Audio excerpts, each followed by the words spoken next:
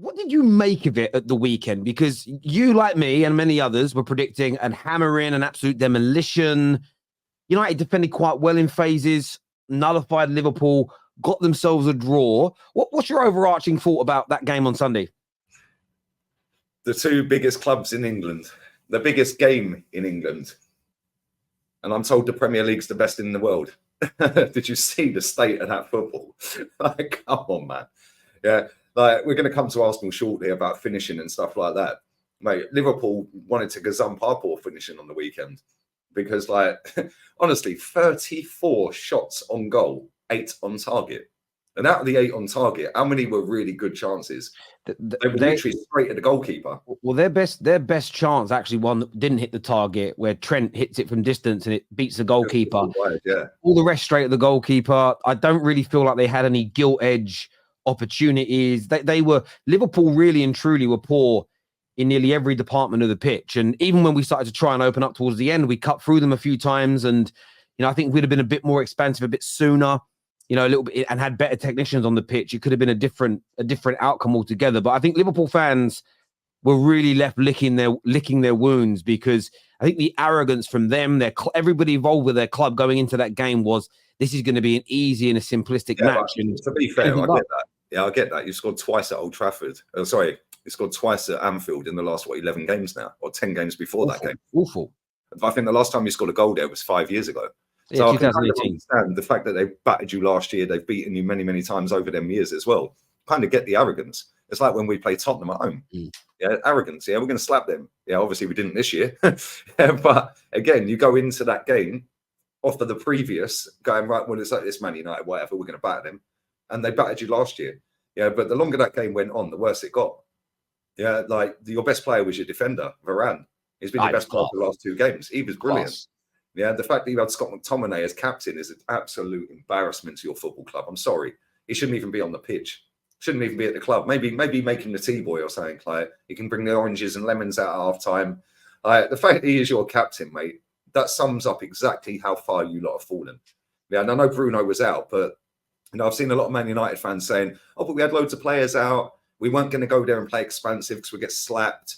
Yeah, that's cool. I get that. You did get slapped last year, but that game was probably a little bit of an anomaly. They only had 8 or 9 shots on target, and they scored 7 of them. Yeah, and like literally every shot nearly went in.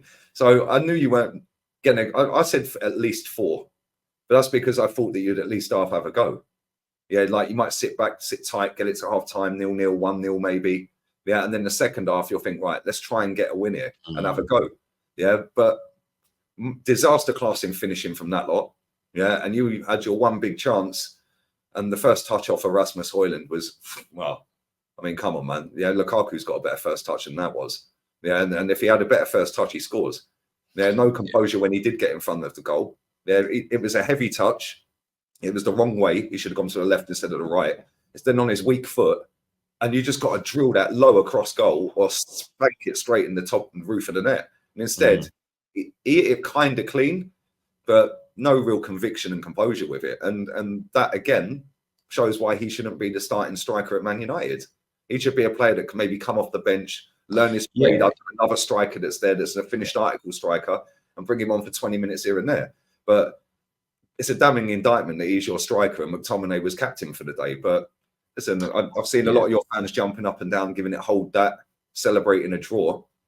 Mate, go back to when this lot won the league at White Hart Lane and Tarico was jumping up and down. We got Henry sitting there going, celebrating a draw.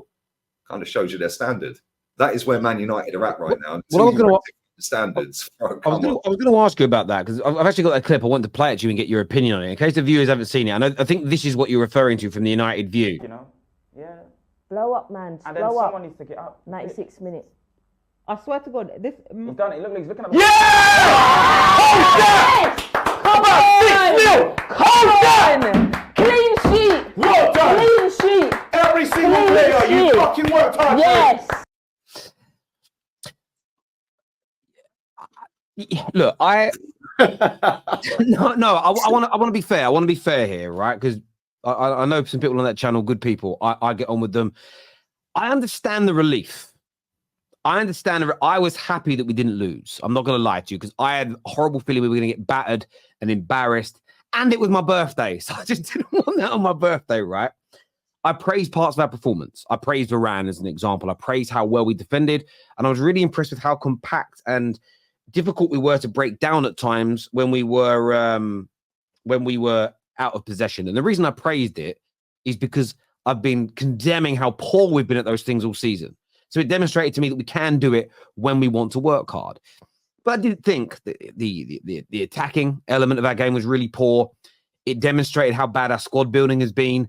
We've got injuries, and that's normal. But who we're bringing in, Johnny Evans is, McTominay starting games. You know, you've got Anthony still there starting. I think you're right about Rasmus Hojlund. I think there's talent there, but he's young and he's raw and he's being asked to lead the line for a team that's in an absolute mess.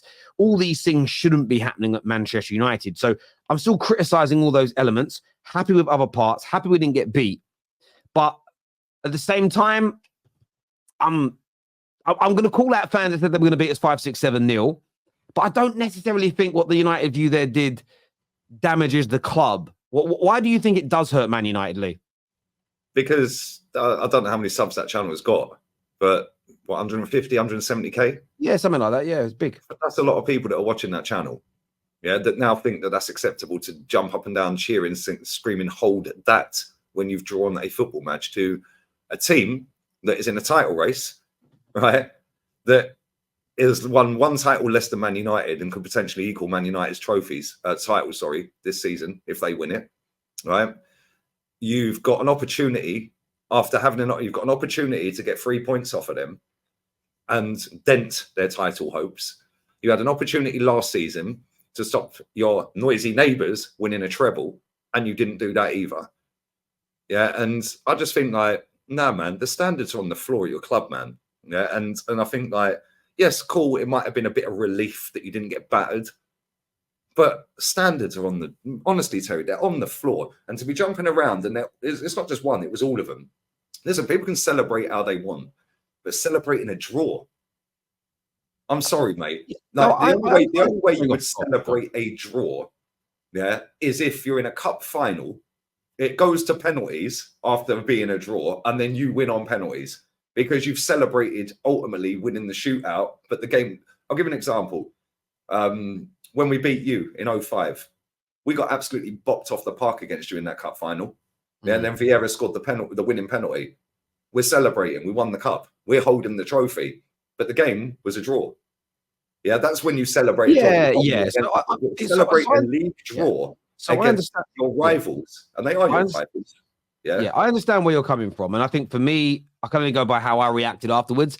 I didn't celebrate the draw in that way. I was happy with elements. I was annoyed at other areas. What I did enjoy was laughing at Hussam that said that if they only win 4-0, it's an embarrassment. And if they win any less than 4-0, it's one of the worst performances they've had under Klopp. I enjoyed having a bit of banter around those things with people and stuff like that. That's the thing, Terry, right? It's more about banter now than it is results for some people.